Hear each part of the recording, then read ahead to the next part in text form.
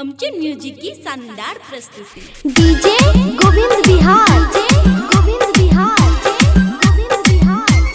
गोविंद बिहार।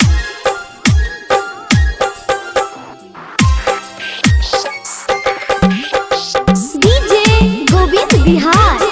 गोविंद बिहार, गोविंद बिहार, गोविंद बिहार।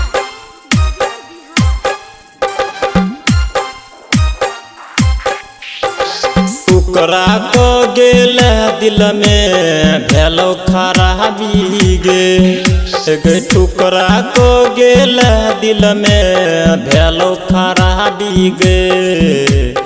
चोली के बेच के पीजे तो गजा सया मिल तो नसेरी गे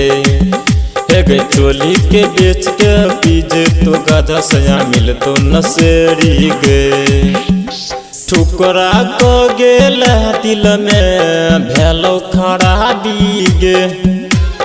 टुकरा को गेल दिल में भेलो खराबी गे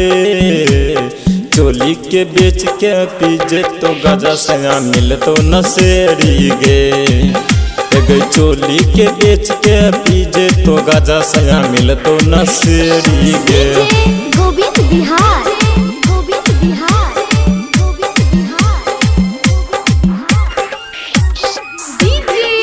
गोविंद बिहार। सासुर ससुर से न पटतो गोतनी दियादनी झगड़तो दिल में जदे लगे दर्द वे शराब तोरा पड़तो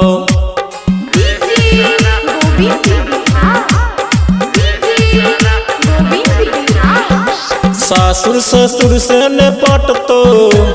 गोतनी दियादनी झगड़तो दिल में जदे लगे दर्द वे शराब तोरा पड़तो दिल में जदे लगे दर्द गए गए वे शराब तोरा पड़तो दिल के दर्द देके छौड़ी लगे लजाबी गे दिल के दर्द देके छौड़ी लगे लजाबी गे चोली के बेच के पीजे तो गजा सया मिल तो नसेरी गे चोली के बेच के पीजे तो गजा सया मिल तो नसेरी गे। डीजे गोविंद बिहार, गोविंद बिहार, गोविंद बिहार, गोविंद बिहार। डीजे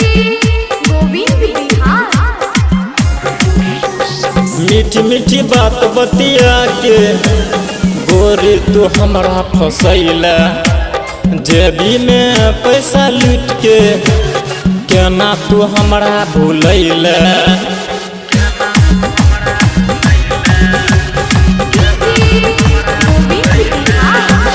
मीठी मीठी बात बतिया के गोरी तू हमरा फसैला जेबी में पैसा लूट के केना तू हमरा भूलैला जेबी में पैसा लूट के गोए केना तू हमरा भूलैला संजीत बिहारी छैला के तू बात ने मन लगे राइटर संजय सबरिया के छौड़ी बात ने मन लगे चोली के बेच के पीजे तो गजा सया मिल तो नसेरी गे चोली के बेच के पीजे तो गजा सया मिल तो नसेरी गे टुकरा को गेल दिल में भेलो खराबी गे टुकरा को गेल दिल में भेलो खराबी गे चोली के बेच के पीजे तो गजा सया मिल तो नसेरी गे